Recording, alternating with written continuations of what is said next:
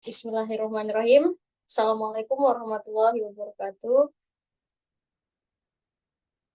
Izin Bapak Ibu dan juga Bu Nung selaku dosen mata kuliah kurikulum dan pembelajaran. Pada kesempatan kali ini, kami dari kelompok I akan mempresentasikan terkait materi evaluasi kurikulum dan juga pembelajaran. Adapun kami akan memperkenalkan diri terlebih dahulu, yaitu saya sendiri atas nama Sela Dwi Pratiwi dengan NPM 230704604 dan juga ada Ibu Sabriana dengan NPM 230704644. Baik, selanjutnya paparan materi yang pertama akan disampaikan atau diutarakan oleh Ibu Sabriana. Pada Ibu Sabriana, saya persilakan. Baiklah, Assalamualaikum warahmatullahi wabarakatuh. Terima kasih atas kesempatannya. Sehubungan dengan tema kita yaitu evaluasi kurikulum dan pembelajaran, maka perlu kita tahu maknanya seperti apa. Jadi kurikulum merupakan seperangkat rencana dan pengaturan mengenai tujuan, isi, bahan mata pelajaran, serta cara yang digunakan untuk menyelenggarakan pembelajaran. Sedangkan pembelajaran itu merupakan suatu proses interaksi yang berlangsung pada tenaga pendidik kepada siswa untuk menyampaikan sebuah materi. Kurikulum dan pembelajaran sebenarnya saling berkaitan, sehingga dibutuhkan suatu evaluasi terkait penerapan kurikulum yang sedang berlangsung dan akan berlangsung nantinya.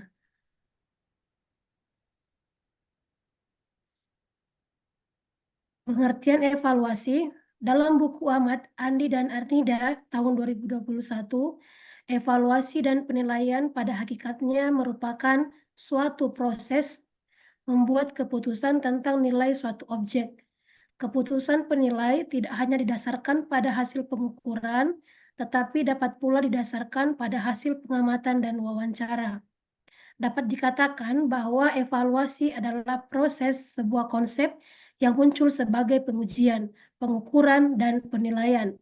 Tujuan utamanya adalah merekomendasikan sebuah saran ataupun kritik yang berdasarkan data atau informasi yang teranalisis. Adapun delineasi bidang evaluasi kurikulum, Bapak dan Ibu bisa lihat di sini. Yang pertama, evaluasi sebagai kajian akademik. Bidang kajian akademik membahas berbagai aspek filosofis, teoritis, pendekatan, prosedur, dan mode praktikum. Kemudian, evaluasi sebagai profesi. Bidang profesi evaluasi kurikulum adalah bidang yang digeluti para evaluator yang berpikir, bekerja, dan melaksanakan evaluasi lapangan. Kemudian, evaluasi sebagai kebijakan publik. Bidang kebijakan publik berkenaan dengan upaya hukum para akademisi, pemegang profesi, dan pengambilan keputusan untuk memperjuangkan kebijakan mengenai evaluasi kurikulum.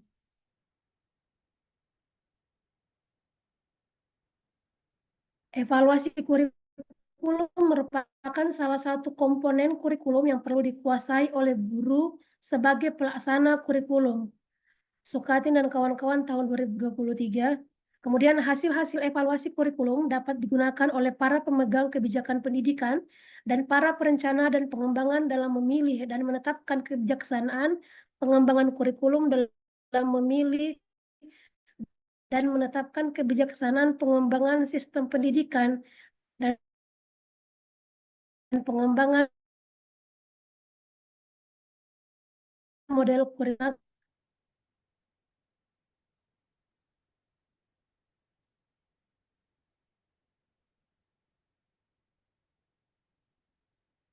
Adapun landasan evaluasi kurikulum, yang pertama adalah akuntabilitas. Hasan dalam buku Ahmad Andi dan Arnida tahun 2021 mengatakan bahwa mengungkapkan beberapa macam akuntabilitas, yakni yang pertama adalah akuntabilitas legal, kemudian akuntabilitas akademik, akuntabilitas pemberian jasa, serta akuntabilitas dampak. Kemudian rasa ingin tahu akademik. Rasa ingin tahu akademisi mengenai pengembangan kurikulum, implementasi kurikulum, evaluasi kurikulum, dan hasil kurikulum. Adapun tujuan dari evaluasi kurikulum itu sendiri, Bapak dan Ibu bisa lihat bersama-sama di sini. Tujuan yang pertama adalah untuk menyediakan informasi mengenai pelaksanaan, pengembangan, dan pelaksanaan suatu kurikulum sebagai masukan bagi pengambilan keputusan.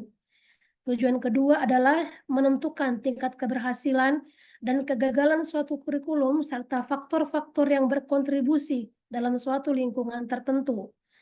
Yang ketiga, mengembangkan berbagai alternatif pemecahan masalah yang dapat digunakan dalam upaya perbaikan kurikulum.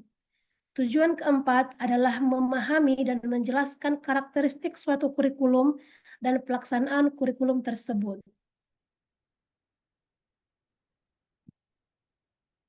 Adapun faktor terjadinya pengembangan kurikulum, secara historis bahwa perkembangan kurikulum di beberapa negara pada umumnya dan di Indonesia pada khususnya disebabkan oleh beberapa faktor penting. Di antaranya adalah faktor pengembangan ekonomi, keragaman sosial, budaya, keagamaan, teologi, globalisasi, dan politik.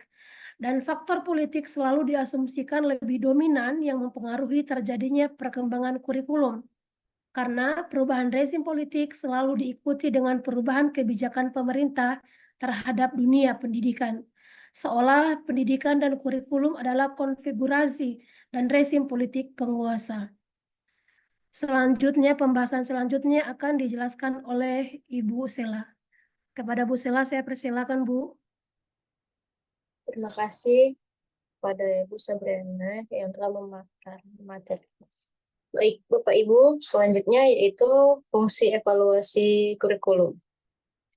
Adapun fungsi evaluasi kurikulum, yang pertama yaitu untuk perbaikan dan penyempurnaan kurikulum yang diarahkan pada semua komponen kurikulum secara keseluruhan. Kemudian yang kedua, untuk memberikan informasi bagi pembuat keputusan pergantian kurikulum. Yang ketiga, untuk akreditasi, yaitu menilai kelayakan program dalam satuan pendidikan berdasarkan kriteria yang telah ditentukan. Selanjutnya, yaitu kita masuk ke materi evaluasi pembelajaran, Bapak Ibu. Evaluasi pembelajaran adalah inti bahasan evaluasi yang kegiatannya dalam lingkup proses belajar mengajar. Evaluasi pembelajaran kegiatannya termasuk kegiatan evaluasi yang dilakukan oleh guru dalam menyampaikan materi pembelajaran kepada siswa. Adapun tujuan dan fungsi evaluasi pembelajaran. Yang pertama, kita bahas terkait tujuan dulu ya Bapak Ibu. Yang pertama, tujuan dari evaluasi pembelajaran ini adalah menilai ketercapaian tujuan pembelajaran. Kemudian, mengukur macam-macam aspek belajar yang bervariasi. Yang ketiga, sebagai sarana untuk mengetahui apa yang siswa telah ketahui. Yang keempat, memotivasi belajar siswa. Yang kelima, menyediakan informasi untuk tujuan bimbingan dan konseling.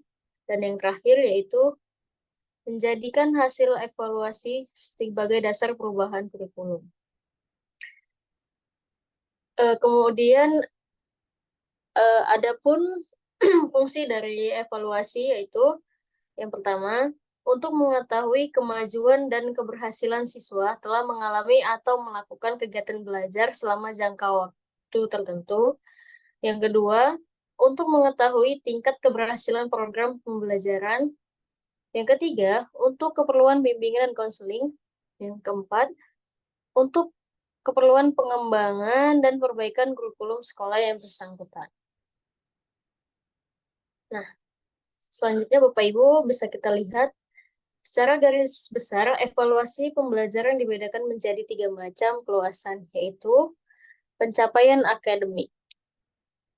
Pencapaian akademik ini cakupannya yang penting dari evaluasi pembelajaran dan banyak dipahami pemanfaatannya oleh para guru adalah evaluasi sebagai usaha eksplorasi informasi tentang pencapaian akademik. Kemudian evaluasi kecakapan atau kepandaian. Evaluasi kecakapan adalah mencari informasi yang berkaitan erat dengan kemampuan atau kapasitas belajar peserta didik yang dievaluasi. Kemudian, evaluasi penyesuaian personal sosial. Hal ini terkait dengan kemampuan siswa dalam beradaptasi secara personal dengan teman di kelas maupun di sekolah. Nah, selanjutnya Bapak Ibu, adapun prinsip-prinsip evaluasi pembelajaran. Yang pertama, prinsip keseluruhan. Dengan prinsip ini, evaluasi belajar dapat dikatakan terlaksana dengan baik apabila evaluasi tersebut dilaksanakan secara bulat, utuh, dan menyeluruh. Dengan kata lain, evaluasi pembelajaran harus dapat mencakup berbagai aspek yang dapat menggambarkan perkembangan atau perubahan tingkah laku pada diri siswa yang mencangkup aspek kognitif, afektif, dan juga psikomotorik. Yang kedua, Bapak Ibu, prinsip berkesinambungan. Pada prinsip berkesinambungan ini, evaluasi hasil belajar yang baik adalah evaluasi hasil belajar yang dilaksanakan secara teratur dan sambung menyambung dari waktu ke waktu. Dengan cara ini, evaluator akan dapat memperoleh informasi yang dapat memberikan gambaran mengenai kemajuan dan perkembangan peserta didik. Sejak dari awal, mula mengikuti program pembelajaran sampai pada saat mereka mengakhiri program pembelajaran atau pendidikan yang mereka tempuh. Kemudian yang ketiga, prinsip objektivitas. Evaluasi hasil pembelajaran ini menjadi evaluasi yang sesuai dengan harapan jika memenuhi unsur objektivitas. Penilaian atau terlepas dari penilaian subjektif yang akan mengarahkan kepada kesalahan dalam melakukan penilaian akan tingkat kecakapan dan keahlian yang akan dicapai oleh peserta didik. Karena itulah, evaluator harus bertindak wajar dan profesional serta memenuhi kondisi yang sewajarnya dan senyatanya dengan tidak dicampuri berbagai kepentingan tertentu yang bersifat subjektif.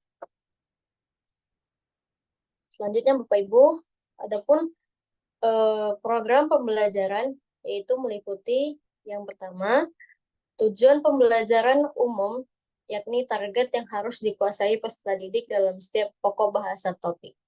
Yang kedua, isi atau materi pembelajaran, yaitu isi kurikulum berupa topik pokok bahasan dan subtopik atau subpokok bahasan beserta perinciannya dalam setiap bidang studi ataupun mata pelajaran. Yang ketiga, metode pembelajaran, yaitu bagaimana cara guru menyampaikan materi pelajaran. Kriteria yang digunakan adalah kesesuaiannya dengan kompetensi dasar dan hasil belajar. Dan selanjutnya yaitu media pembelajaran. Media pembelajaran ini merupakan alat yang membantu untuk mempermudah guru menyampaikan materi pembelajaran. Kemudian ada sumber pelajar, yaitu meliputi pesan, orang, bahan, alat, teknik, dan latar, baik dengan sumber belajar yang dirancang atau by design, maupun sumber yang digunakan atau by utilization. Kemudian juga ada lingkungan, terutama lingkungan sekolah dan keluarga. Penilaian proses dan hasil belajar, baik yang menggunakan tes maupun juga yang non-tes. Selanjutnya, Bapak Ibu, kesimpulan dari diskusi kami yaitu hasil-hasil evaluasi kurikulum dapat digunakan oleh para pemegang kebijakan pendidikan dan para perencana dan pengembang kurikulum dalam memilih dan menetapkan kebijaksanaan pengembangan sistem pendidikan, pengembangan model kurikulum yang digunakan. Kemudian, evaluasi pembelajaran adalah inti bahasan evaluasi yang kegiatannya dalam lingkup proses belajar mengajar.